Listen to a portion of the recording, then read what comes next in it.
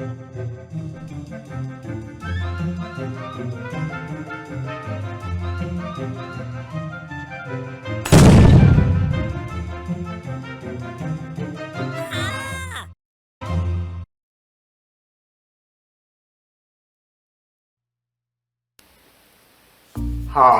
I'm Warren Wilson and I'm an inventor. I invented Better Blocks. They were the children's building block system that bent, shaped, curved and moved. What I'd like to do with you today is to share some of the things I learned along my journey to being a successful inventor, so that should you choose to be an inventor, it'll just make your journey hopefully a little quicker and a little easier. So let's get started. What's the first step that we take? Well, for me, I love inventing and I love inventing children's toys. So it's always around children's toys. That's always what I've invented. And what I've found is that if you're working in an area that you love, when you come across obstacles or challenges, which you'll always come across being an inventor, if it's something that you love doing, you'll tend to overcome the obstacles and challenges and keep going. It's a bit like a game, you know, every time now and again you lose a game, but you're still going for the next one. Well, inventing is the same thing. So here's my question to you. Take out your activities book, and the first question is, what do you love doing? Write down what it is you love doing and write down all the things that you know about it. Now, before we do this, there's one rule. And it's the only rule. The rule is that you just write down anything that comes to mind. There's no right or wrong here, we're just gathering information. So with that one rule, go off and write down all the things that you love.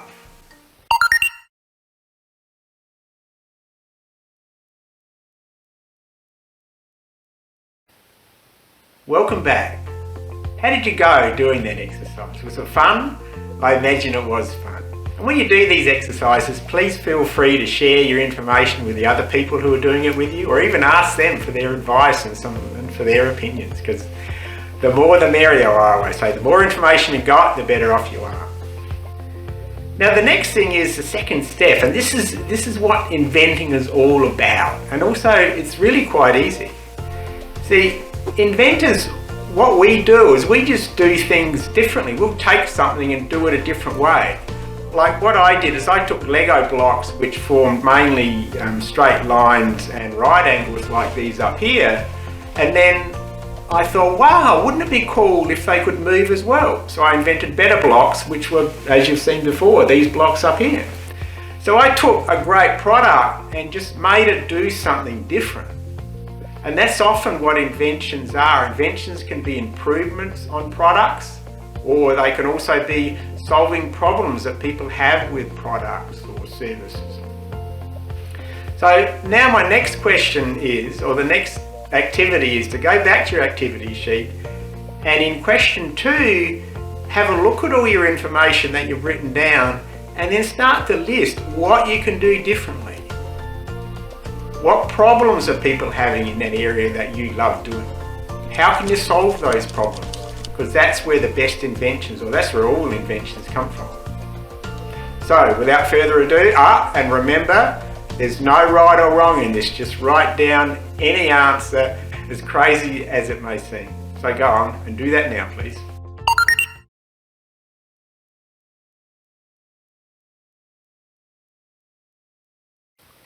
Welcome back. How did you go with that exercise? Did you find yourself not writing down certain answers because you thought they were crazy? They're the ones you need to write down because you just never know. Well, out of that list, what you do is you pick something, and that gives you something to focus on for your invention. It's like on my list I had Lego blocks, like they formed straight lines and they formed right angles. Now, wouldn't it be cool if you could do the opposite and make blocks that moved? And that's how my invention Better Blocks came about.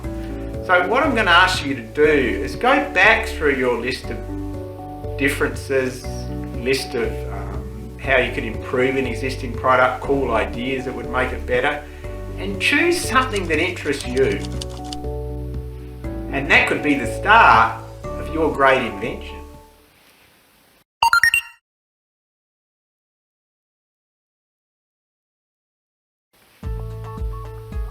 Welcome back. Have you got the basis for your great invention? I'm sure ideas are starting to form in your minds of, wow, wouldn't it be cool if I could invent this? Well, it brings us to the third step.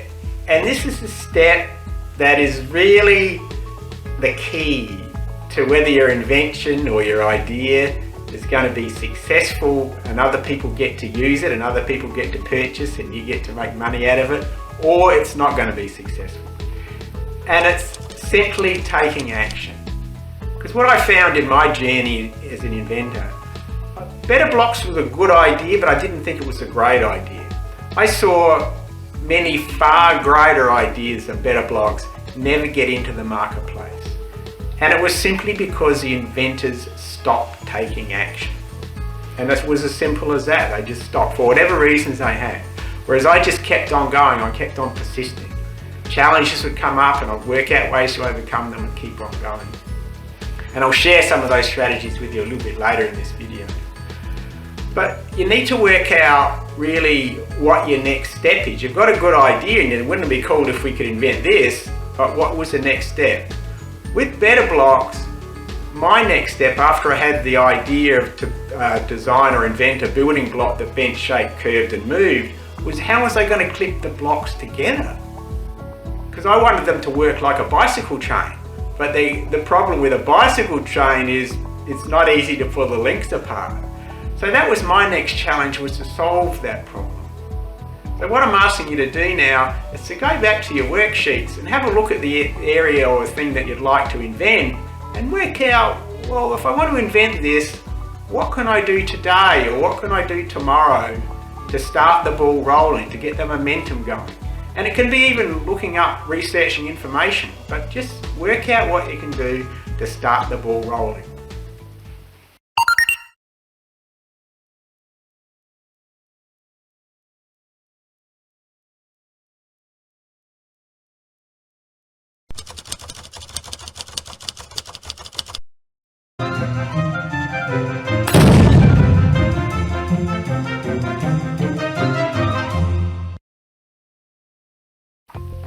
Welcome back.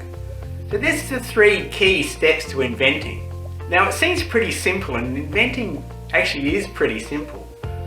But the difference to a successful inventor and a not successful inventor is a successful inventor will get to the end of their goal. A not successful inventor won't. So there's various strategies to overcome the problems that you'll face along the way. And I'd like to share a couple of those with you now. One is the very fact of calling a problem a problem. You ever notice when someone says, I got a problem, or you think, I got a problem, you go, wow, like, gee, that's tough, and life's tough. And you don't really feel very inspired to keep going. But if someone says, I got a challenge, you go, wow, actually that could be interesting. We may be able to solve this. So the first thing is that inventing is really very much a mind game. It's my mind that says, Warren, this is too hard, we're going to stop, or Warren, let's keep on going and find an answer. So what I'm trying to do is to make it easier for our minds to make a decision to keep going. So instead of saying problems, why don't you call them challenges? And it may just make all the difference. So you'll keep going to get the solutions that you want to make your invention successful. So again, go back to the activities sheet and write down some of the challenges that you may have to overcome. You don't have to write down any answers yet, but just write down some of the challenges that you think you may have to overcome to make your invention successful.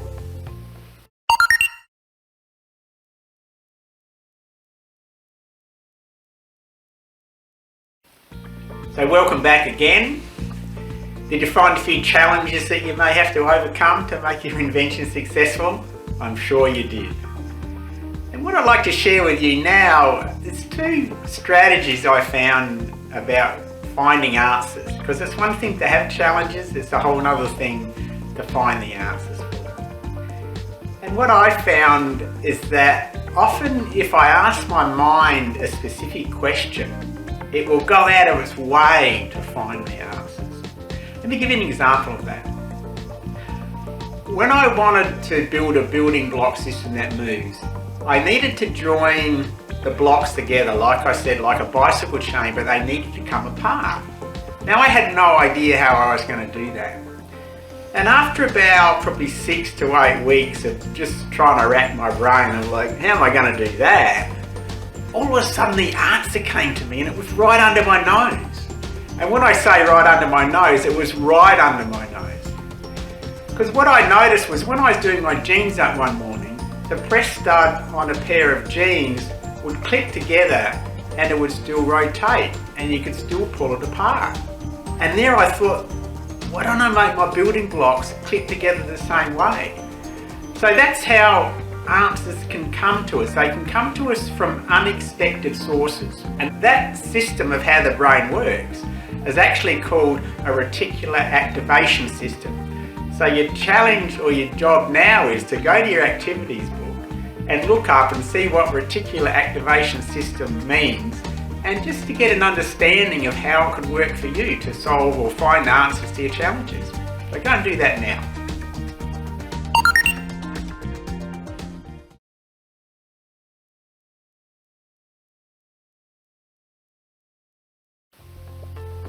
Welcome back.